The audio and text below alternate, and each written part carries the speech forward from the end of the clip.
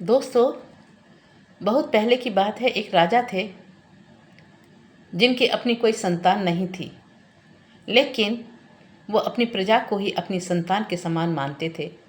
और जैसे एक पिता अपने संतान का ध्यान रखता है, इसी प्रकार से वो अपनी प्रजा का भी ध्यान रखते थे। एक दिन की बात है कि वो तैयार होकर के अपने महल से दरबार के लिए निकले तो रास्ते में एक महत रानी मिली और महत रानी ने उन्हें देख करके पीठ फेर ली। राजा ने इस बात को महसूस किया, लेकिन कोई अपनी प्रतिक्रिया तुरंत नहीं जताई और दरबार के लिए चले गए। शाम को वो वापस आए। दूसरे दिन फिर जब वो दरबार के लिए निकले तो फिर वो महत रानी मिली और उसने फिर से राजा को देख करके मुंह फेर लिया। अब राजा से रहा नहीं गया और उसने पूछ लिया कि तुमने मुझे देख करके कल भी मुंह फेरा था और आज भी मुंह फेरा है, इसके पीछे क्या कारण है?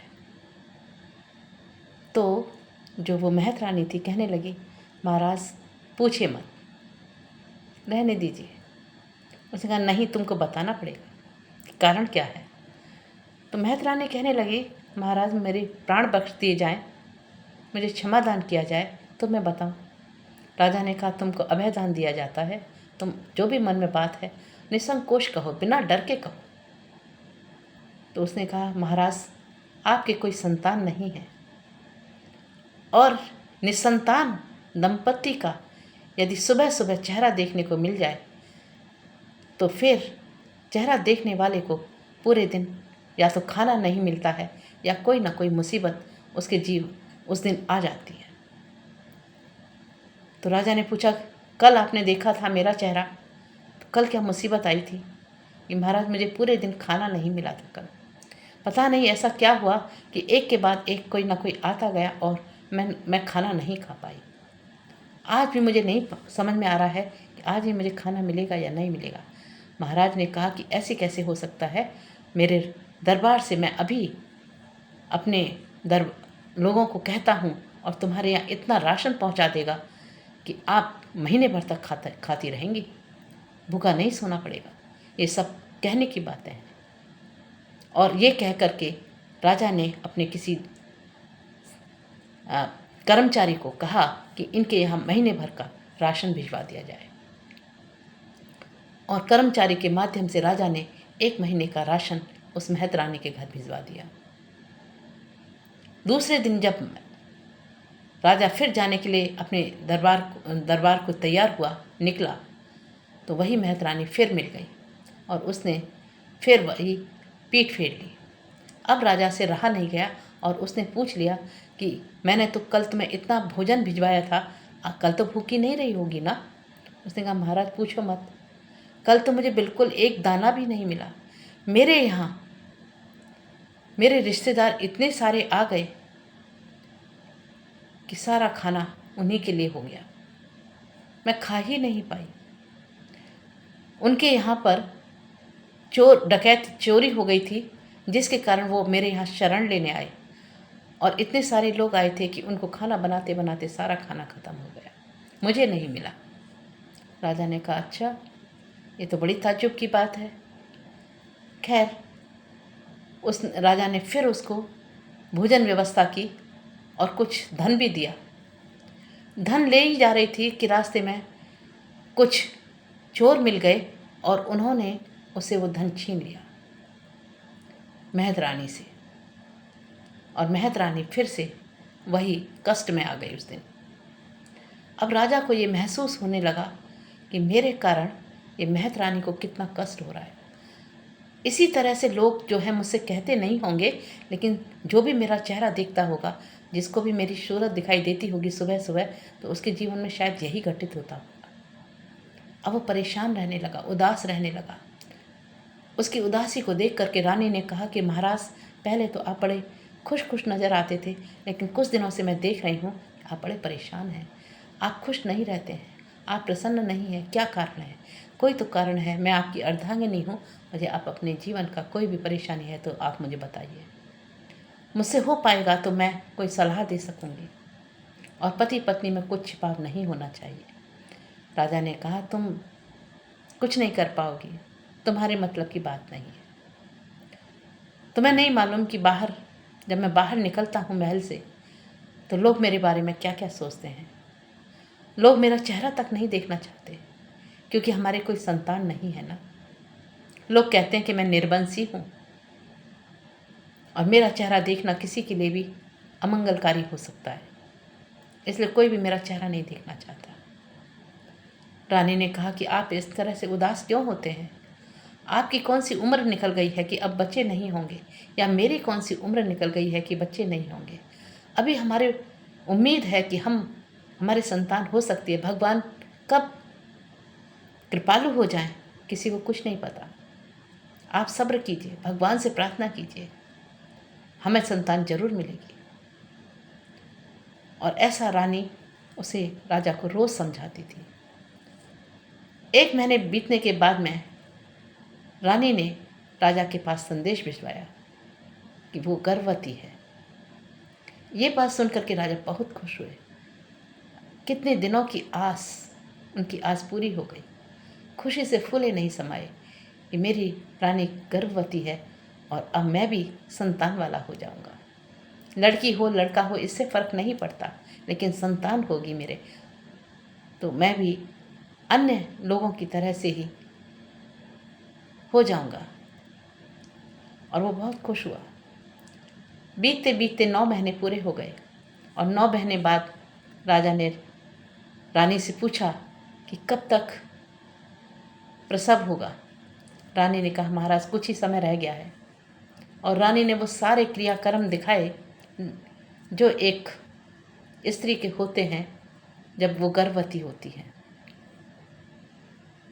और 9 महीने बाद उन्होंने राजा के पास में खबर भिजवाई कि उनको पुत्र रत्न की प्राप्ति हुई है। राजा तो बहुत खुश हुए, और खुशी के मारे वो अपने पुत्र से मिलना चाहते थे।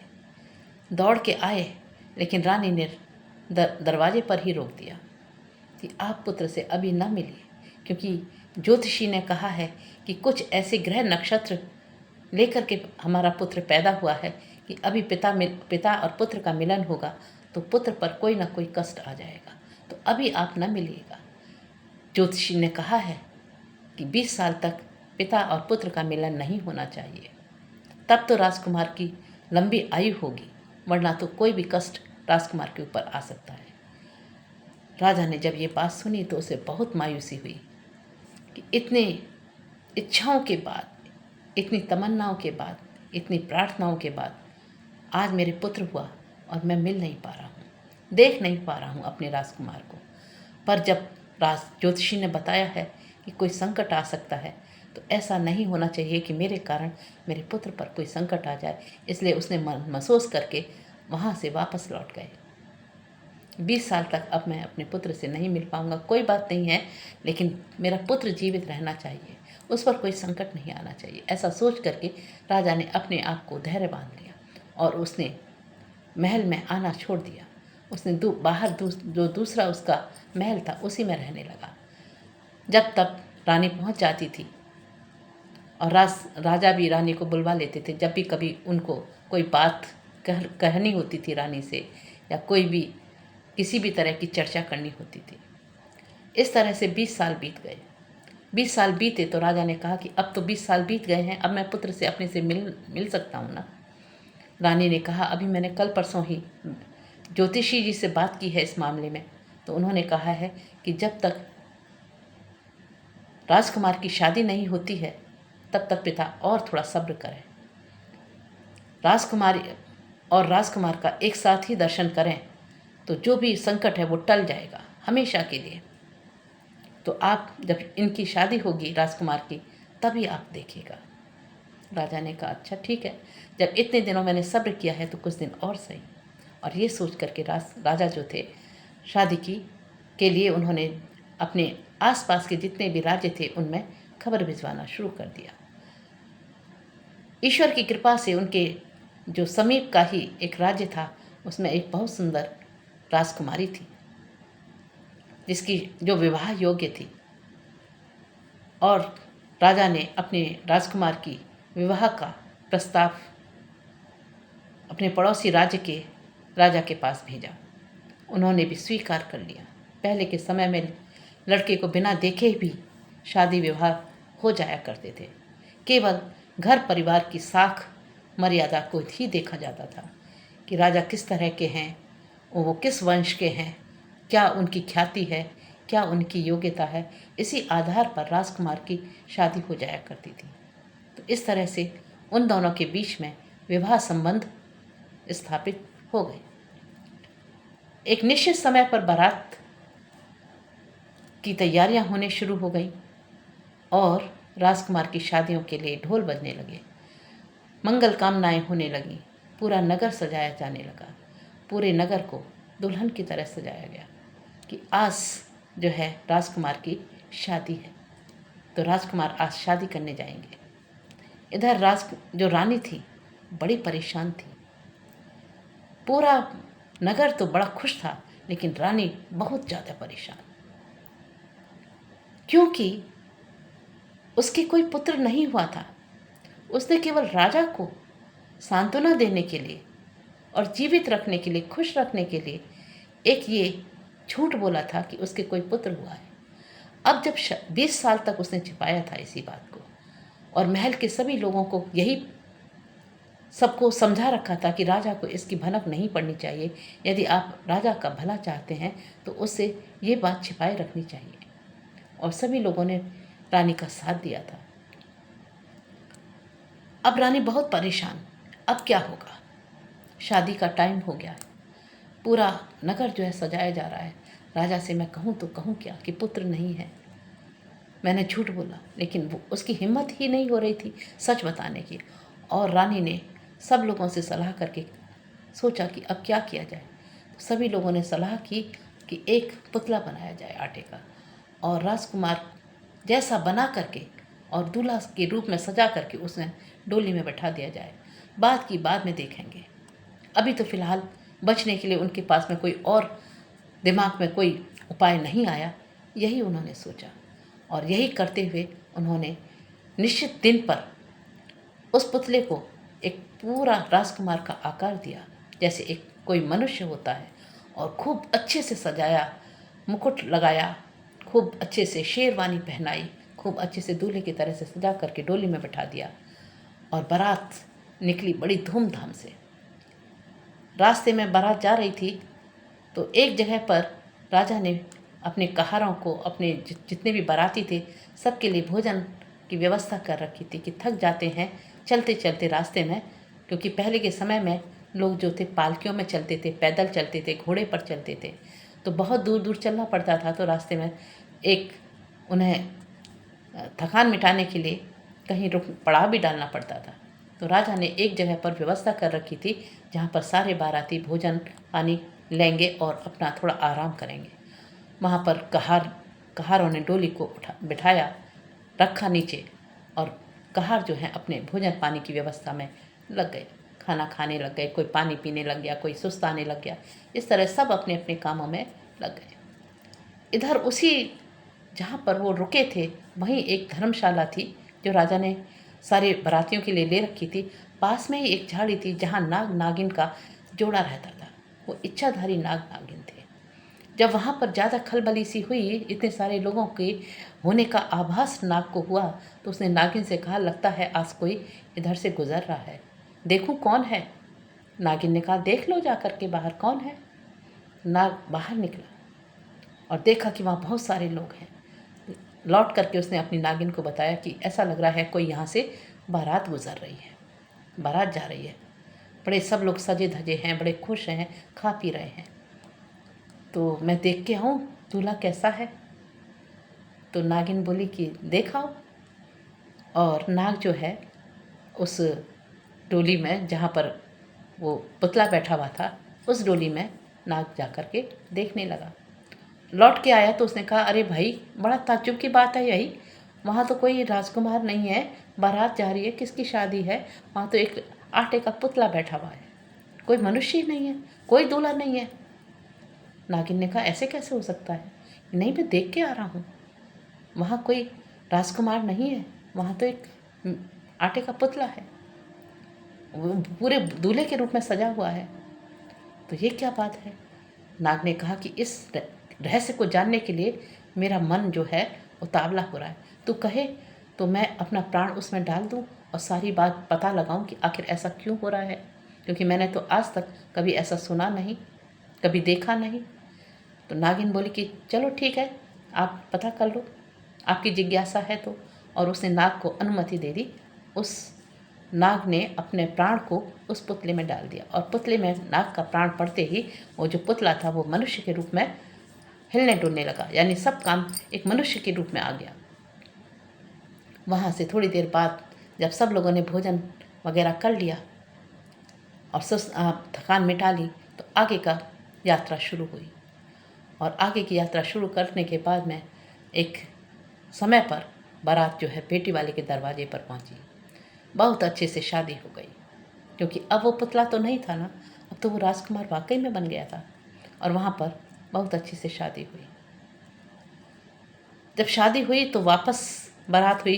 पहले के समय में 2-2 3-3 दिन बेटी वाले के दरवाजे पर बारात रुका करती थी और बड़ी उनकी खातिरदारी हुआ करती थी। अब तो कहीं ये सब कुछ नहीं होता है।